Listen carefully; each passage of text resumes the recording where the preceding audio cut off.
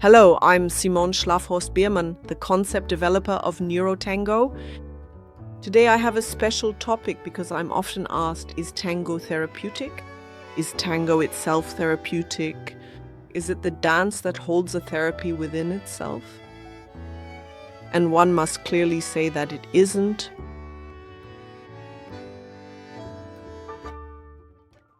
One must now make a clear distinction. One is tango and the other is tango therapy. There are elements in tango therapy, and when applied therapeutically, they have this benefit. But tango itself isn't, and I'd like to explain here why that is. Tango reinforces body language, and tango isn't a dance like any other.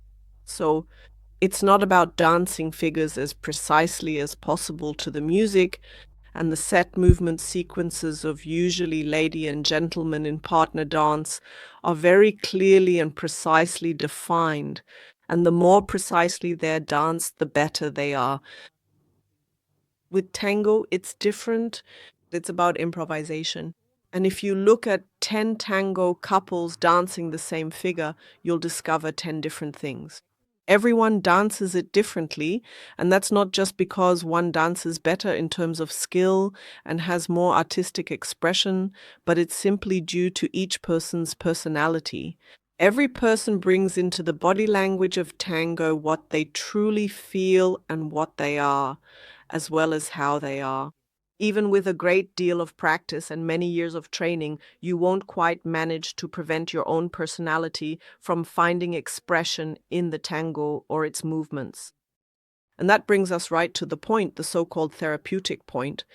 That is to say, the crucial moment in this process, that if I openly and honestly express my current state of mind or emotional condition, which I consider to be undesirable, unsatisfactory, or in need of some kind of change, adjustment, or improvement, then it happens that this body language reinforces it even more, because in body language we say, as within, so without, and as without, so within. That means that what I feel, I reflect through my body language, and that reinforces the whole thing even further. So I'm training my bad habits, my bad moods, and my bad way of expressing myself. The state I'm currently in is being trained and reinforced once again. This can also lead some people to think that in the tango scene, you find a lot of, how should I put it, people with very distinct characters. And this distinct character is formed because the body language you already have is constantly being trained and repeated.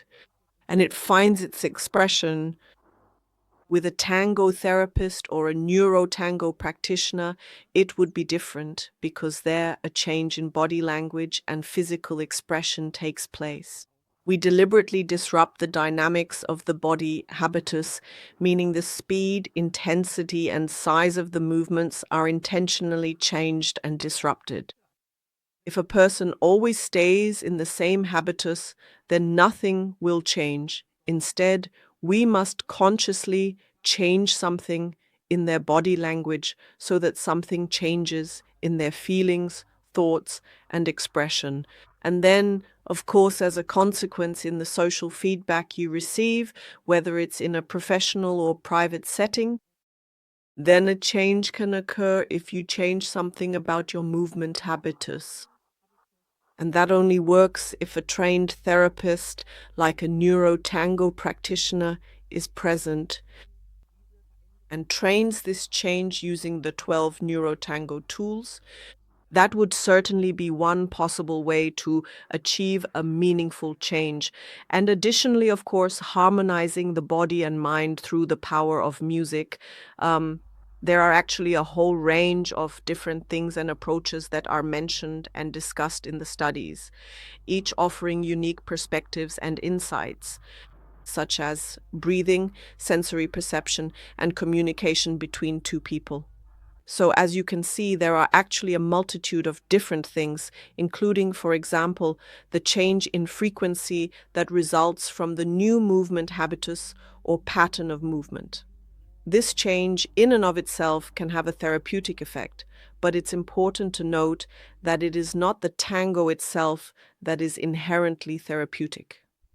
The tango, as a dance form, is not in itself therapeutic, but rather it can even have a negative effect for some people because for certain individuals, the experience may not be beneficial and could potentially be detrimental depending on their own personal circumstances or sensitivities. One's own physical expression is deepened and trained more and more. Of course, there are always people who report that tango has also saved their lives, that they have noticed that they relax when dancing tango, that it does them good to get together with people, enjoy the touch, enjoy the contact. So there can also be many positive effects there, of course. I don't want to deny that at all, but there can also be side effects and negative effects. And you have to look very closely, and it's best to put yourself in professional hands. So that's it for today. All the best, your Simone Schlafhorst-Biermann.